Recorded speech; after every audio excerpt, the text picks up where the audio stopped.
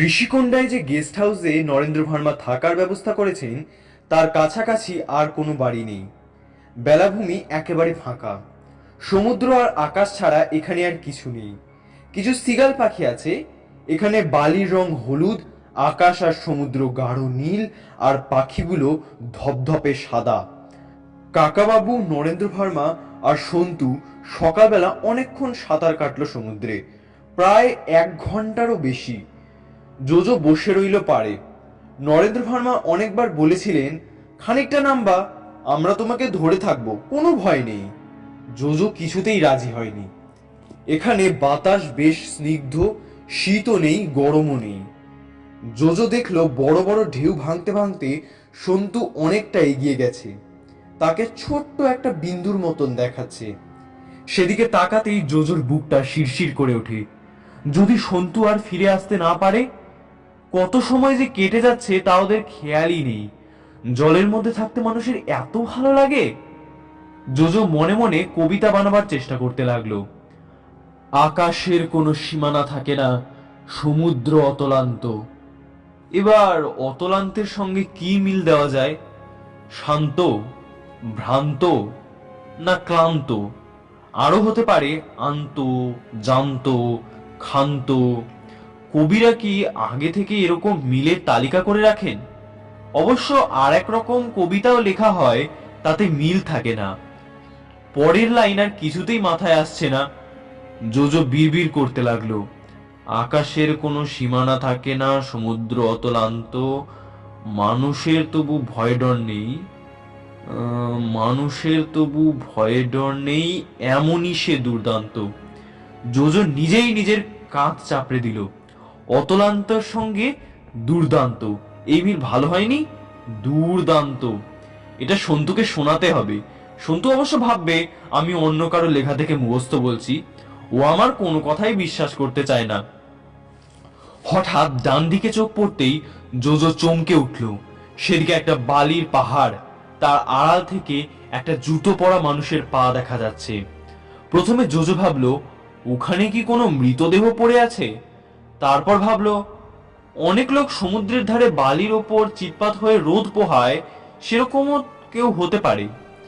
কিন্তু এদিকে তো কোনো লোককে আসতে দেখা যায়নি, আর গেস্ট হাউসেও অন্য কোনো অতিথি নেই। আর একটা কথা ভেবে ভয়ে জোজোর বুক কেঁপে উঠল। যদি কোনো শত্রুপক্ষের লোক হয়? ডিমেলোর দলের সেই লম্বা লোকটা বসেছিল, সন্তু কিংবা তাকে ধরে নিয়ে গিয়ে আটকে রাখবে। এখন যদি জোজোকে ধরে নিয়ে যেতে চায়, তাহলে তো কাকাবাবুরা টেরও পাবেন না। জোজো একা বাধা দিবে কি করে? এমন যে বিপদ হতে পারে সে কথা কাকাবাবুর মনে পড়েনি। ওরা তিনজন সাঁতার কাটছে, ওদের কাছে কোনো অস্ত্র শস্ত্র নেই। যখন ওপরে উঠে আসবে তখন যদি কেউ গুলি করে, সাবধান করে দেওয়াও তো জোজোর পক্ষে সম্ভব নয়। জোজো কি এক দৌড়ে গেস্ট হাউসে চলে যাবে? কিন্তু ওই লোকটা যদি গুলি করতে চায়, জোজো দৌড়ে পালাতে পারবে না। বালিয়াড়ির আড়াল থেকে শুধু একটা জুতো পরা পাই দেখা যাচ্ছে। যদি জোজোকে ধরে নিয়ে যাওয়ারই মতলব থাকে, তাহলে এতক্ষণ অপেক্ষা করবে কেন? এক এক সময় মানুষ হঠাৎ সাহসী হয়ে ওঠে। ওখানে কে লুকিয়ে আছে তা জোজোকে দেখতেই হবে। সে বালির ওপর পা টিপে টিপে এগিয়ে গেল। তারপর উঁকি মেরে আরো অবাক হলো। একটা খুব গাঁট্টা গোট্টা চেহারার লোক, তার মুখ ভর্তি দাড়ি, বসে আছে সেখানে পা ছড়িয়ে। তার পাশে একটা রাইফেল। লোকটি ঘুমে ঢুলে ঢুলে পড়ছে। একটুক্ষণ তাকিয়ে থাকার পর জোজোর ঠোঁটে হাসির ঝিলিক খেলে গেল। এইবার সে বুঝেছে, যারা গুন্ডা বদমাস তারা কখনো কাজে এসে ঘুমোয় না। ঘুমোয় কারা? যারা পাহারা দেয়। পুলিশ ঘুমোয়, কারখানার দারোয়ান ঘুমোয়। কয়েকদিন আগেই তো কলকাতা একটা ব্যাংকের এক বন্দুকধারী গার্ড ঝিমোচ্ছিল। কয়েকটা বাচ্চা বাচ্চা ডাকাত তার বন্দুকটা কেড়ে নেয়। এই লোকটাকে তাহলে পাহারা দেওয়ার জন্যই রাখা হয়েছে। জোজো ভাবলো এর রাইফেলটাও সরিয়ে রাখলে কেমন হয়। লোকটির ঘুম একেবারে কুম্ভকর্ণের মতন। জোজো কাছে গিয়ে রাইফেলটা তুলে নিল, এমনকি একবার গলা খাঁকারি দিল, তবু সে জাগলো না। জোজো কখনো রাইফেল চালায়নি। সন্তু রিভলভার চালাতে ভালোই পারে, কিন্তু সেও রাইফেল শেখেনি। হাতে এত বড় একটা অস্ত্র থাকলে নিজেকে খুব হিরো হিরো মনে হয়। জোজো এমন ভাবে রাইফেলটাকে তাক করলো যেন তার সামনে রয়েছে একদল শত্রু, সে সবাইকে খতম করে দিচ্ছে। ট্যাট ট্যাট ট্যাট ট্যাট ট্যাট ট্যাট ট্যাট। সেফটি ক্যাচ সরে যেতেই দারুণ শব্দে একটা গুলি বেরিয়ে গেল। ভাগ্যিস রাইফেলের নলটা ছিল আকাশের দিকে, ভালোভাবে ধরতে জানে না বলে বাঁটের পেছন দিকটায় একটা ধাক্কা লাগলো জোজোর বুকে। এবার দাড়ি গোঁফওয়ালা লোকটির ঘুম ভাঙতে বাধ্য। সে জোজোর হাতে রাইফেল দেখে এমনই ঘাবড়ে গেল যে কি একটা দুর্বোধ্য চিৎকার করে দাঁড়িয়ে পড়লো মাথার উপর হাত তুলে। হঠাৎ গুলি বেরিয়ে যাওয়ায় জোজো বেশ ঘাবড়ে গেছে, কিন্তু লোকটির ভয় পাওয়া মুখ দেখে হাসিও পেল তার। এই নাকি পাহারাদার। গুলির শব্দ সন্তুরাও শুনতে পেয়েছে। তিনজনই উঠে এলো পারে। নরেন্দ্র ভার্মা আগে দৌড়ে এসে জিজ্ঞেস করলেন, কি ব্যাপার জোজো, এ লোকটা কি? জোজো বলল, আপনি ওকে পাহারা দেওয়ার জন্য রেখে গিয়েছিলেন আর ও নাক ডাকিয়ে ঘুমোচ্ছিল। নরেন্দ্র ভার্মা বললেন, আমি তো পাহারাদার রাখিনি। জোজো বলল, তাই বলুন, আমারও প্রথম থেকেই সন্দেহ হয়েছিল ও নিশ্চয়ই কাকাবাবুকে মারতে এসেছে, তাই আমি ওর রাইফেলটা কেড়ে নিয়েছি।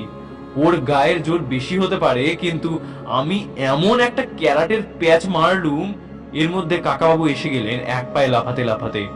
গ্রাস দুটো তুলে নেওয়ার পর বললেন, একে তো দেখে বোঝাই যাচ্ছে পুলিশ, পুলিশদের চেহারা দেখলেই চেনা যায়।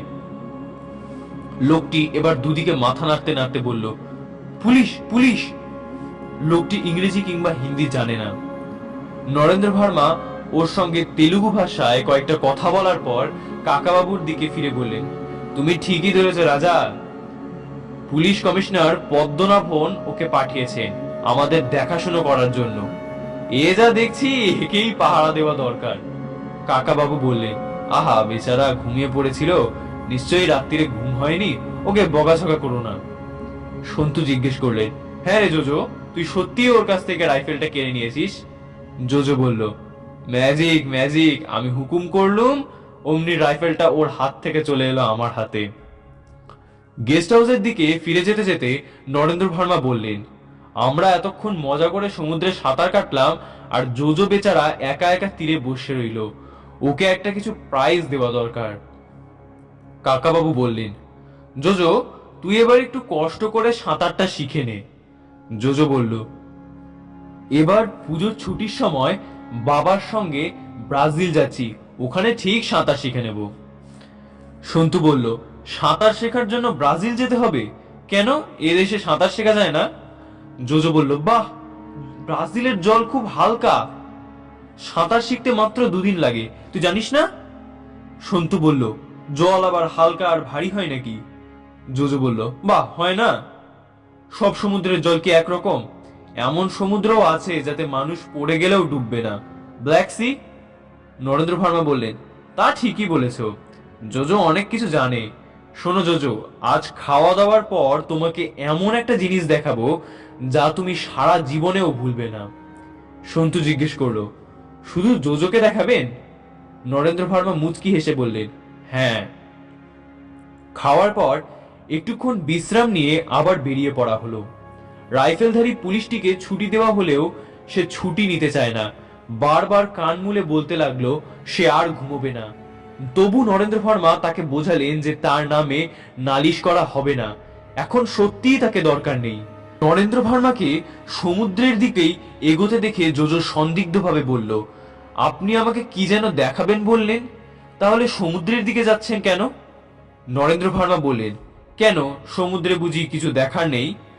জোজো থমকে দাঁড়িয়ে পড়ে বলল, আমি জলে নামবো না। নরেন্দ্র ভার্মা তার কাঁধে হাত দিয়ে বললেন, তোমাকে জলে নামতে হবে না, জলে পা না ভিজিয়েও তো সমুদ্রে ঘোরা যায়। ওরা বেলাভূমিতে এসে দাঁড়াতেই দূর থেকে ভটভট শব্দ করতে করতে একটা মোটর বোট এসে গেল কাছে। তাতে উঠতে উঠতে কাকাবাবু বললেন, আজ সমুদ্র বেশ শান্ত। নরেন্দ্র ভার্মা বললেন, আমরা খুব লাকি, যা দেখতে যাচ্ছি এইসব দিনেই তা দেখা যায় ভালো করে। মোটর বোটে একজন চালক রয়েছে, তার সঙ্গে আলাপ করিয়ে দেওয়া হলো। তার নাম ফ্রেড, 30-এর কাছাকাছি বয়স, জিন্সের প্যান্ট শার্ট পরা, থুতনিতে অল্প দাড়ি। বোটটা চলতে লাগলো বেশ জোরে, চারদিকেই সমুদ্র। জোজো মনে মনে ভাবলো, সমুদ্র তো একই রকম, এতে বিশেষ কিছু দেখবার কি থাকতে পারে? কিছু সিন্ধু সারস বা সিগাল পাখি ওড়াউড়ি করছে, আর শুধু ছোট ছোট ঢেউ। প্রায় আধ ঘন্টা চলার পর দেখা গেল সমুদ্রের বুকে কিছু গাছপালা। কাকাবাবু বললেন, ওখানে বুঝি একটা দ্বীপ আছে? নরেন্দ্র ভার্মা বললেন, হ্যাঁ, ওখানেই আমরা যাব। ফ্রেডের কাছ থেকে একটা দূরবীন চেয়ে নিয়ে তিনি দ্বীপটা দেখতে লাগলেন। সেটা ক্রমশ কাছে এগিয়ে এলো। গাছপালাগুলো বড় হয়ে গেল। মনে হতে লাগলো যেন সেই দ্বীপে একটা ভাঙাচোরা বাড়িও আছে। সন্তু জিজ্ঞেস করলো, এই দ্বীপটার নাম কি? নরেন্দ্র ভার্মা বললেন, ম্যাপে এই দ্বীপের নাম নেই, খুবই ছোট, অনেকখানি, আবার জোয়ারের সময় ডুবে যায়। যারা সমুদ্রে মাছ ধরে তারা ছাড়া আর বিশেষ কেউ এই দ্বীপের কথা জানে না। সেই জেলেরা বলে রাবার দ্বীপ, রাবার আইল্যান্ড। সন্তু বলল, রাবার? এরকম অদ্ভুত নাম কেন? নরেন্দ্র ভার্মা বললেন, লোকের মুখে মুখে নাম বদলে যায়।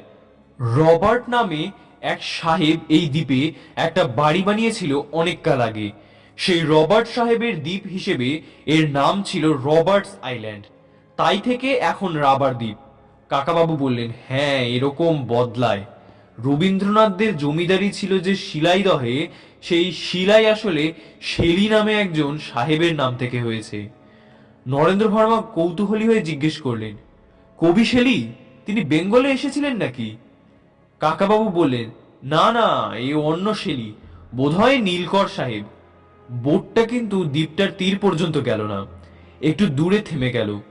নরেন্দ্র ভার্মা বললেন, এবার সবাই পা তুলে বসো, নিচের দিকে তাকিয়ে দেখো।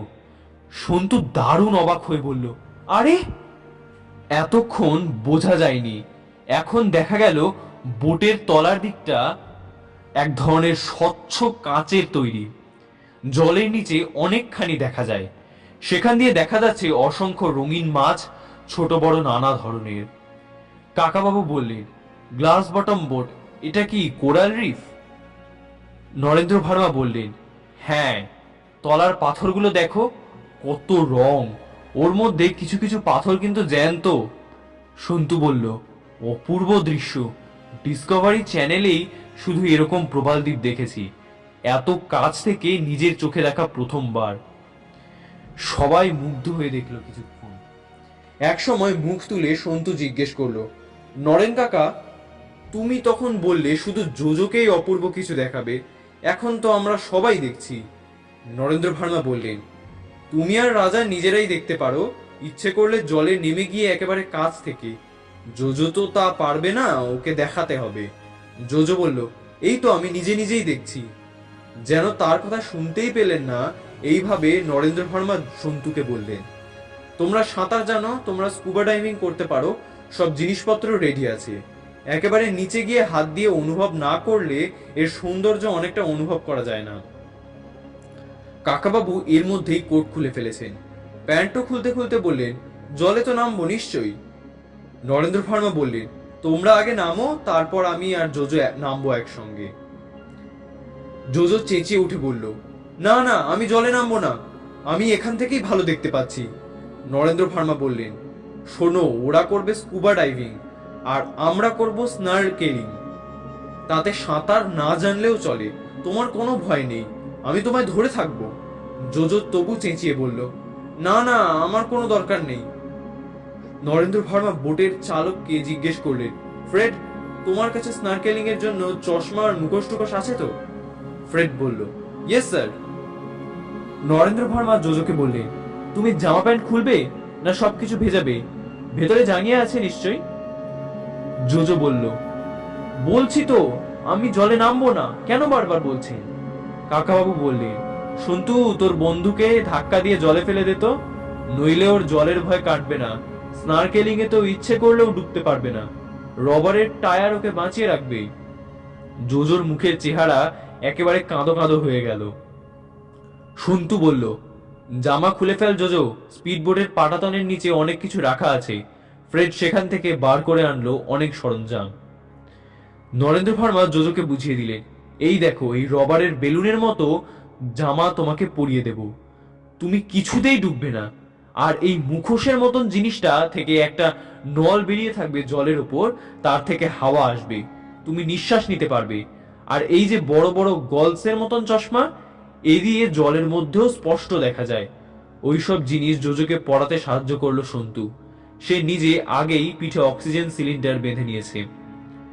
নরেন্দ্র ভার্মা জোজোর হাত ধরে বললেন, শোনো জোজো বাবু, এর পরেও যদি ভয় করে আমার হাত ছাড়বে না, আমার লাইফ সেভিং সার্টিফিকেট আছে। জোজোকে নিয়ে তিনি ঝাঁপ দিলেন সমুদ্রে। কাকাবাবু আর সন্তু নেমে গেল অনেক নিচে। জোজো আর নরেন্দ্র ভার্মা ভাসতে লাগলো চোখ জলের মধ্যে। জল এখানে পাতলা নীল রঙের আর খুব পরিষ্কার। দেখা যাচ্ছে অসংখ্য রঙিন মাছ, ছোটগুলো ঝকঝক আর কয়েকটা বেশ বড়ও আছে। কোরাল রিফ বা প্রবালের দেওয়ালের দিকে তাকিয়ে আর চোখ ফেরানো যায় না। কি অপূর্বতার গড়ন! কোথাও অনেকটা ছড়ানো ফুলের মতন, কোথাও যেন গাছ, কোথাও যেন ঝাড় লণ্ঠন, কোথাও পাথরের ছবি। কত রকম রং, আর সেসব রঙই খুব স্নিগ্ধ, চোখ জুড়িয়ে যায়, যেন স্বর্গের কোনো দৃশ্য। জলের নিচে যে এমন একটা জগৎ আছে তা চোখে না দেখলে বিশ্বাসই হতো না। একবার নরেন্দ্র ভার্মা জোজোকে একটু টান মেরে খানিকটা ডুবিয়ে দিচ্ছেন জোর করে। জোজো ভয় পেয়ে আঁকুপাকু করে উঠতেই তিনি আবার ভেসে উঠে বললেন, ভয় পেও না, তোমার নাকের সঙ্গে যে নলটা লাগানো আছে সেটা বেশি ডুবে গেলে সেটা থেকে হাওয়া আসার বদলে জল ঢুকে যাবে, তাই আমি তোমাকে একটুখানি নিচে নিয়ে যাচ্ছি।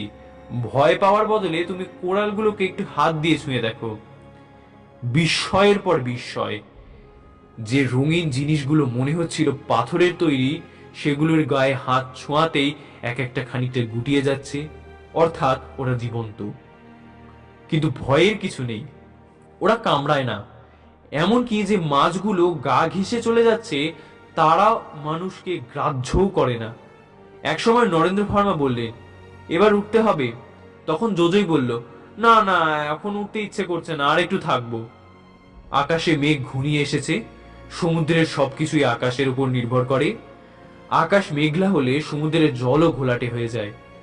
আকাশে ঝড় উঠলে সমুদ্রও উত্তাল হয়। মেঘের জন্য বিকেল ফুরিয়ে গেল।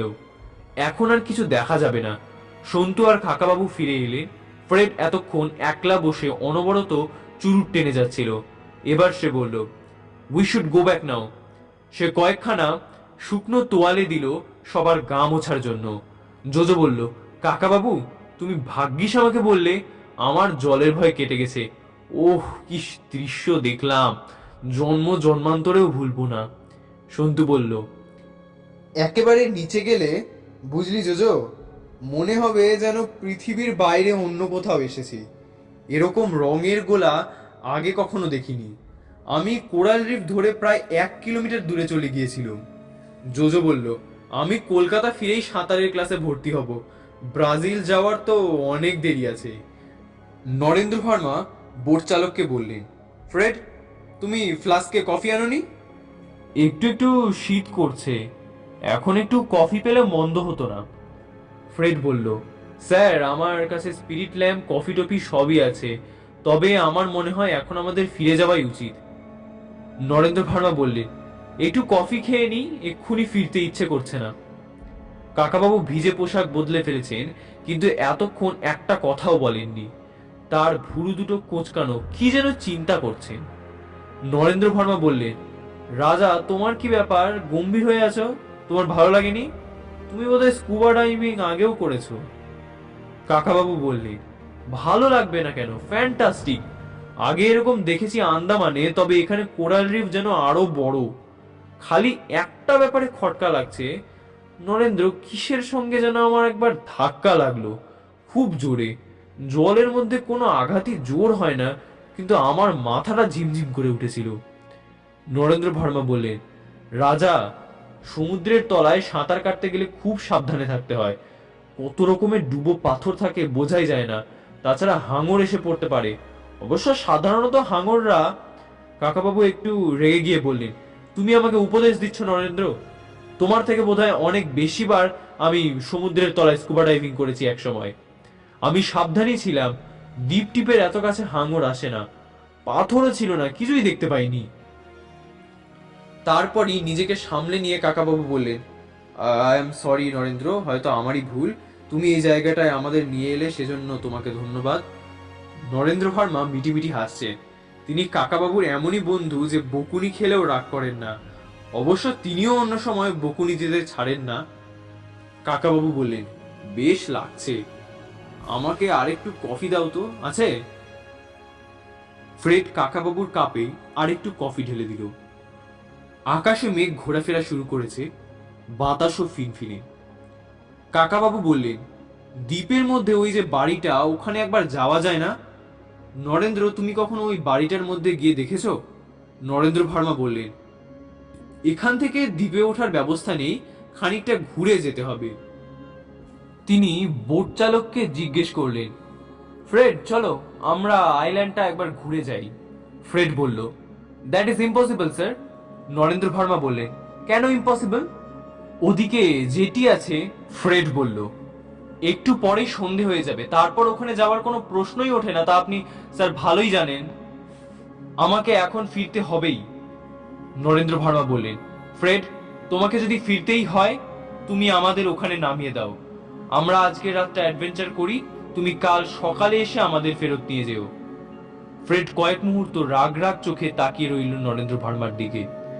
তারপর তিক্ত গলায় বলল, স্যার আপনি যা বলছেন তা আমার পক্ষে মানা সম্ভব নয়। নরেন্দ্র ভার্মা বললেন, ফ্রেড এই বোটটা আমি ভাড়া নিয়েছি, আমি যা অর্ডার করেছি তা মানতে তুমি বাধ্য। ফ্রেড দুকান ঝাঁকালো, তারপর সে চালু করে দিল ইঞ্জিন। একটু পরেই বোঝা গেল সে নরেন্দ্র ভার্মার হুকুম একেবারে অগ্রাহ্য করেছে। বোটটা ক্রমশ চলে যাচ্ছে দ্বীপ থেকে অনেক দূরে।